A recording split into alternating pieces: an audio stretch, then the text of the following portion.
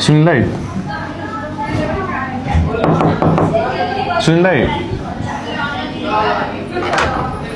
ए हजुर आउनुभयो नमस्ते चिन्नुभयो हजुर चिने मैले हजुरको भिडियो हेरिरहेको हुन्छ अब अस्ति पनि भेट भयो अचानकै कसरी नचिनौ भगवान् जस्तो मान्छेलाई हजुर बस्नु न हुन्छ दाइले कस्तो अहिले चाहिँ अहिले ठिक छ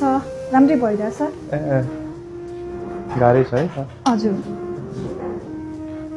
गाह्रै त्यही त अहिले चेकअपहरू चाहिँ कस्तो चेकअपहरू पनि भइरहेछ अहिले चाहिँ अहिले चाहिँ राम्रो छ अब फलोअपको लागि चाहिँ फेरि लानुपर्ने छ अस्ति म आउँछु भनेर भनेको थिएँ तपाईँलाई होइन बाचा पुरा गरेर आएको थियो होइन त्यही त हुन्छ बस्नु न बस्नुहोस् चेकअपहरू चाहिँ सबै भयो होइन हजुर भइरहेछ अनि अस्ति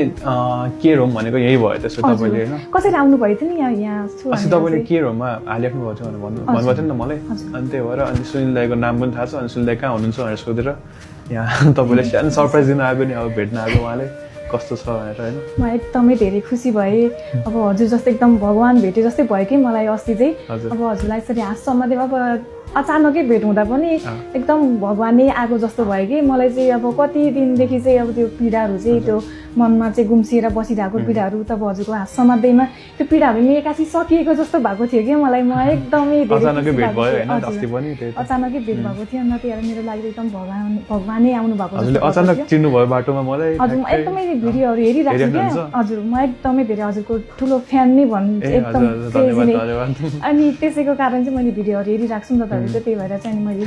नि यस्तो सक्ने जति मैले गरिरहेको सबैलाई होइन आफूले सक्ने जति म नि पढि नै रहेको कि